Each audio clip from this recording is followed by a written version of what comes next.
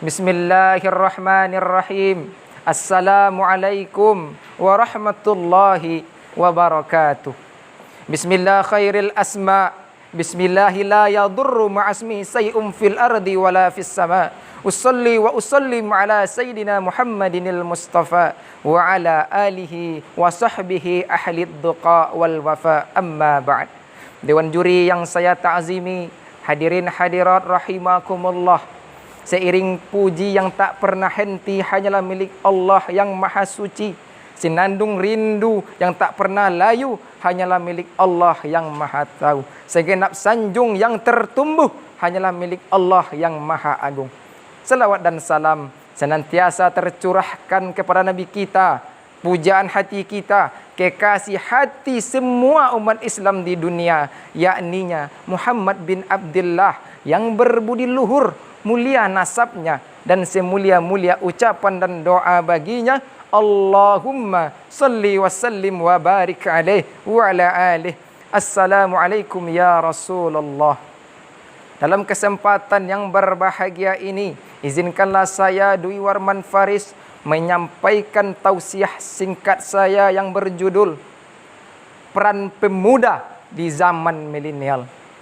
Berbicara mengenai pemuda, pasti identik dengan masa muda, masa yang luar biasa, dikarenakan masa mudalah masa yang paling tepat, masa yang paling kuat untuk senantiasa taat kepada Allah sang pemilik nikmat.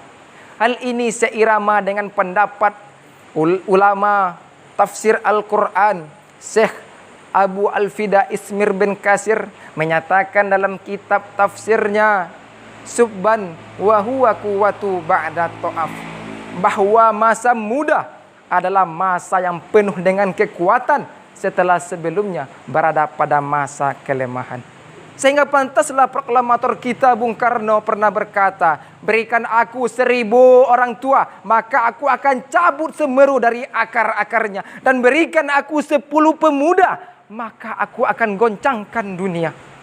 Hadirin rahimakumullah, masa muda merupakan nikmat dari Allah Subhanahu wa taala, di mana kita sebagai pemuda dianugerahi bentuk fisik yang kuat, mata dapat melihat dengan tepat, tangan dapat mengangkat benda yang berat, kaki bisa berlari dengan cepat, wajah tampan dan cantik memikat.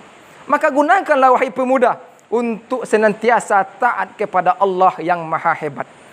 Dewan juri yang saya ta'zimi, hadirin hadirat rahimakumullah, namun justru yang sangat menyedihkan, memalukan, bahkan memilukan, di zaman milenial ini tidak sedikit pemuda yang kaya raya, segala ada, segala punya, yang istilahnya HP-nya Nokia, laptopnya Toshiba, mobilnya Avanza, kontrakannya di mana-mana, sawahnya lega, duitnya lopah, tiap hari makannya di Ampera.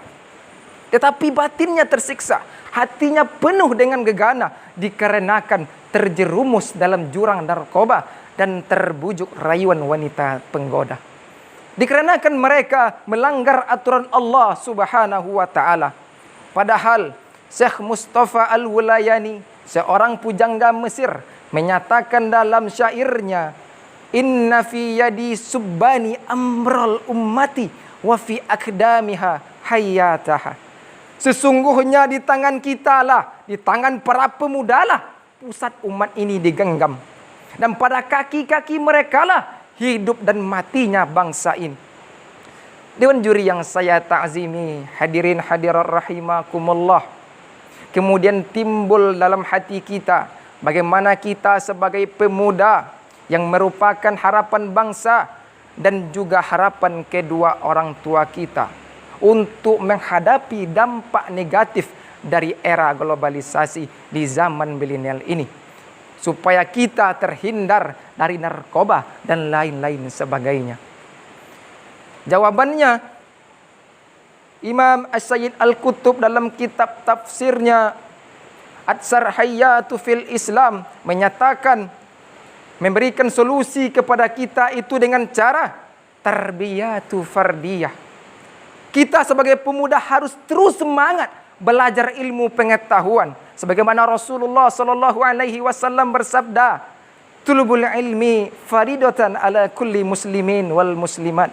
Menuntut ilmu itu wajib bagi setiap orang laki-laki dan setiap orang perempuan. Dewan juri yang saya ta'zimi, hadirin hadirat rahimakumullah.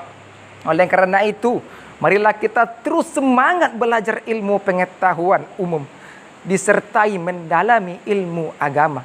Dikarenakan seorang ilmuwan Albert Einstein pernah berkata, ilmu agama tanpa ilmu pengetahuan adalah buta.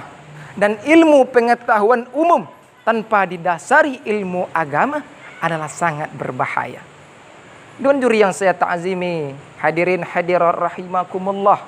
Oleh karena itu, marilah kita sebagai pemuda yang merupakan harapan bangsa dan juga harapan kedua orang tua kita untuk terus semangat belajar ilmu pengetahuan supaya kita menjadi pemuda yang berilmu, beriman dan bertakwa kepada Allah Subhanahu wa taala yang akan membuat bangsa dan negara kita berjaya di zaman milenial ini.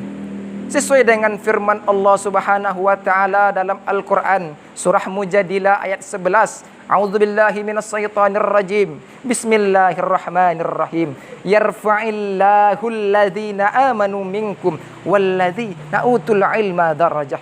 Allah Subhanahu wa taala akan mengangkat derajat orang-orang beriman dan berilmu beberapa derajat.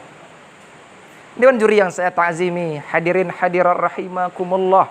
Semoga kita menjadi pemuda harapan bangsa dan agama yang berilmu, beriman, bertakwa kepada Allah Subhanahu wa taala. Disertai berakhlakul karimah, terhindar dari narkoba dan dekat dari rahmat Allah Subhanahu wa taala supaya kita hidup bahagia di dunia dan di akhirat kelak hendaknya. Demikianlah dapat saya sampaikan. Mohon maaf atas segala kesalahan. Terima kasih atas segala perhatian. Akhir kata, hidup sendiri tanpa kekasih. Cukup sekian dan terima kasih. Wabillahi taufik wal hidayah. Waridha wa inayah. Assalamualaikum warahmatullahi wabarakatuh.